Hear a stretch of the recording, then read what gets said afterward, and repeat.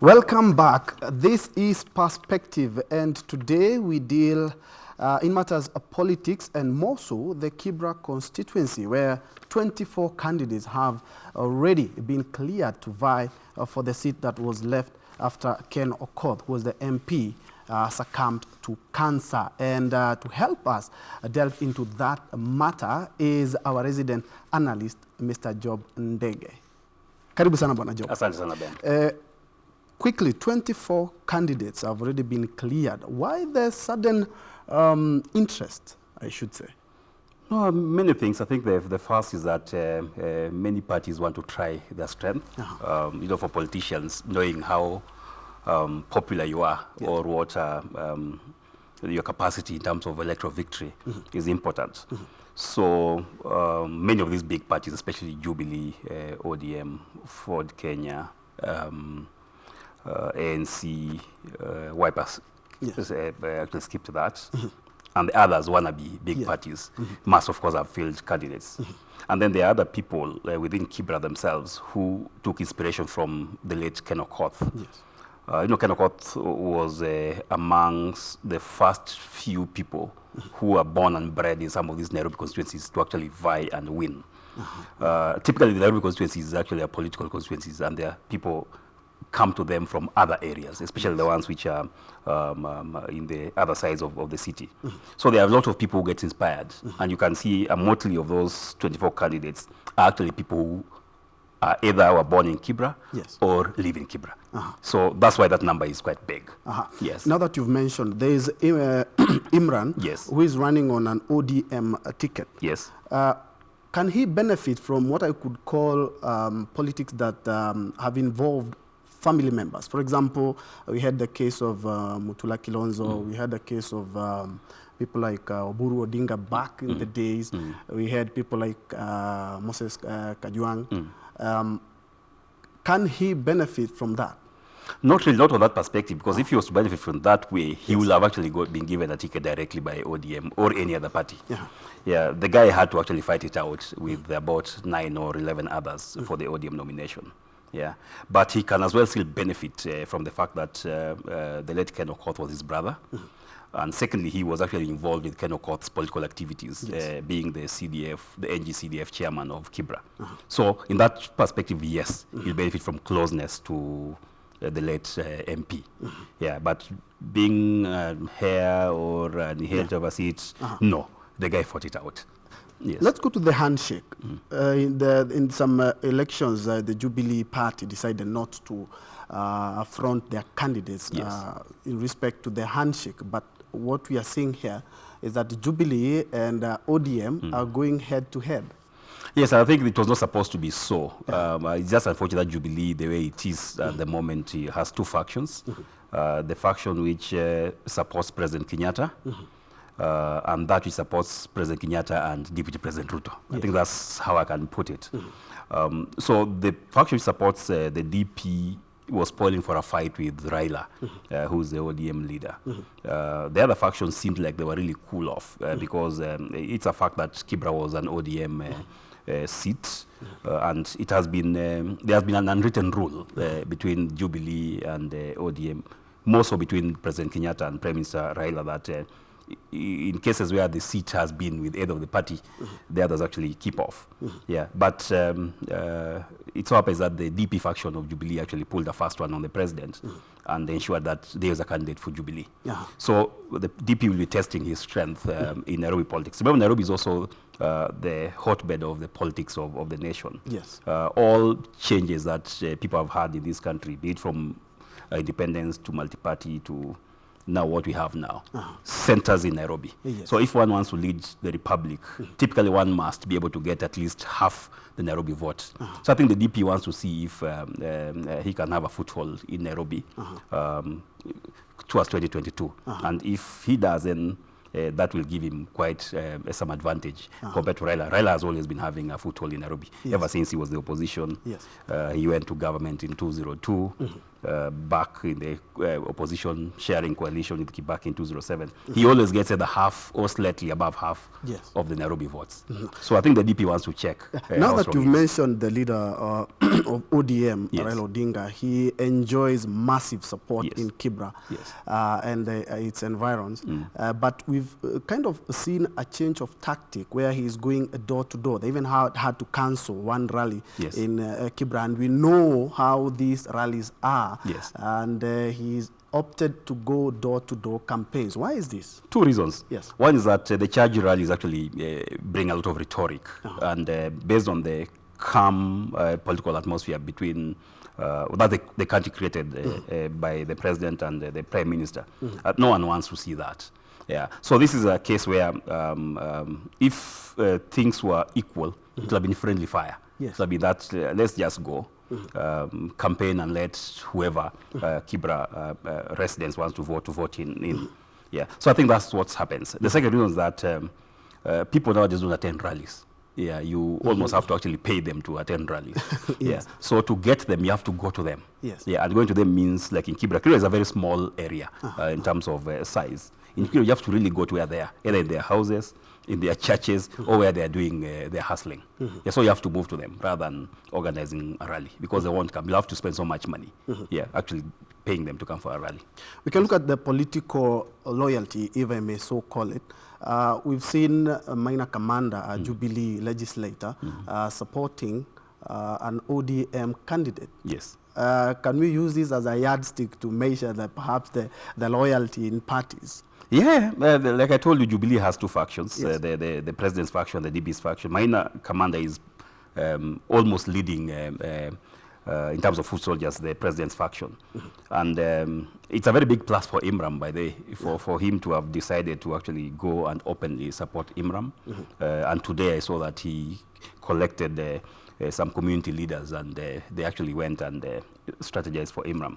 A commander is one of the old hands in the city politics. So you can't do a lot in the city without the likes of commander. So him deciding to move shows two things. One is that he still believes that the politics needs to be calmed the way the president and the prime minister had decided. And two, he wants Imran to win the seat. So it's a big boost for Imran. It's a big plus. A very, very big plus. We're going to look at that. We have MacDonald Mariga. Very new in politics. Just registered voters just a couple of weeks before. And we have Imran, who actually, as you said, he was working hand in hand with his brother, and more so when the brother really was ill. Mariga, is it the wrong time actually to try out a hand in politics, bearing in mind that he was just a registered voter a couple of days, and plus just being given the certificate without the nominations? He had a false start. Mariga has a good name. He has a big name. He's one of our heroes, good soccer star. But he had a false start in the sense that despite what IBC says, common sense shows that he actually tricked his way into actually vying for that seat. The spirit of the law would not have allowed him had people been strict with that. Be that as it may be, he also fell into the hands of the politics of Jubilee. If I were him, I would have actually cooled off, and had I had ambitions, waited for 2022 when there is a party. If it's Jubilee, there is one Jubilee, and then go for the seat. But still, because he's a candidate of a party that is in power, he also has quite some backing. He has resources. There will be resources, if not his. There will be government resources, and that can also help him. And then the other factor that favors him is that the DP faction in the city has almost all the Jubilee MPs behind them. Though in terms of popularity and the corners of the city, I think Commander and his brigade, in my view, have an upper hand. But at least we have people following him: Nixon Korir, John Kieri, the Embakasi MPs. There'll be some numbers behind him. So that will give him that show that he is also a force to reckon with. So I see him going all the way to the elections on November 7th. 24 candidates. Yes. Who fancies the most chances here? Imran was working with his brother. Yes. Mariga is getting a backing from a very big party. Yes. And we cannot ignore ANC and other political parties. Yes. From the book. Yes. From this of view, it is a race between Imran, Mariga, and Owalo of ANC. Yeah. If politics were straightforward, those are the three candidates whom you will call horses as we move forward. But now diving deep into the politics of Nairobi, yeah, then it's a straight battle between Imran and Mariga. Yes, ANC's Owalo, despite a big name, he's far from it. It's either Imran and Mariga, those two. Okay. Yes. Because of interest of time, let's look at the new constitutional amendment initiative by the governors. We had the Punguza Mizigo initiative, which is still there. We have the BBI, the Building Bridges initiative, and now we have the Ugatuzi initiative. The governors, I thought perhaps they could have embraced the BBI because it's from both sides of their leaders. Yes, they will have. In fact, many of them made representation of the BBI anyway. I think it's a question of testing waters. What the governors are saying is not very different from many of the representation we've had people give to the BBI. So I won't be surprised if whatever BBI comes with is almost similar to what the governors are coming with. And then as time moves, they'll actually merge. It was all politics. I think at some point this thing was shaping to be a battle between Punguza Mzigo, which for some reason is being associated with the deputy president, and the BBI, which is being associated with the president and Raila. So I think the governors want to play it safe and come up with their own initiative as they figure out what happens if these two political sides actually face off. So then they came up with their thing. But in all these three, the BBI and the governors' initiative, the underlying theme is inclusivity and expansion of the executive. Yes, so they are similar in that aspect. The Punguza Mzigo, on the other hand, seems to be talking about reducing government expenditure. Yes. But unfortunately, Dr. Court was a bit in a rush, because as he tried to do that, he left so many questions unanswered. And he actually also delved into the politics of representation, in a way which probably is not very palatable to most of the Kenyans. Yes. So he had a misstep in that. It's very popular, Punguza Mzigo. People want Mzigo Punguzwa. Yes. But he went about it the wrong way. So I don't see his initiative actually going far. Yeah, so it's between the Ugatuzi and the BBI, which in my view will actually merge into one initiative as we move forward. We had the division of revenue stalemate. Yes. They wanted more allocation to the counties. Now, in their Ugatuzi initiative, they want 45% of the national cake. Is this workable? It's workable. Yes. Nothing stops. If you look at the first schedule of the 2010 Constitution, the services that are supposed to go to the counties, actually all people live in counties. It's just that there has never really been that full willingness by the center to actually devolve resources to the counties. If there was that willingness, it's even more than 45%. All of us are in a county.